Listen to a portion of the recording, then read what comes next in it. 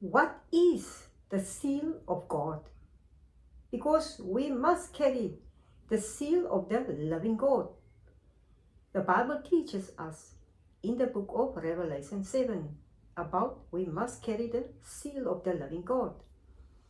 Then let us read John 6 verse 27. Let us see what Jesus says about this.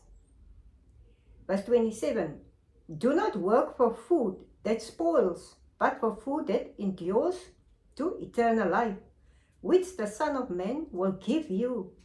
For on him God the Father has placed his seal of approval. Then, what is the food that endures to eternal life? Let us find the answer in John 6 verse 54. Let us read from verse 54 until verse 56. Whoever eats my flesh and drinks my blood has eternal life, and I will raise them up at the last day. For my flesh is real food, and my blood is real drink. Whoever eats my flesh and drinks my blood remains in me and I in them.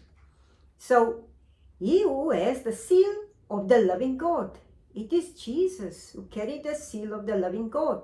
So those people, whoever eats Jesus' flesh, it is us. We became one body with Jesus Christ by eating his body, his flesh, and drink his blood. So whoever eats Jesus' flesh and drinks his blood receives the seal of the living God. Amen.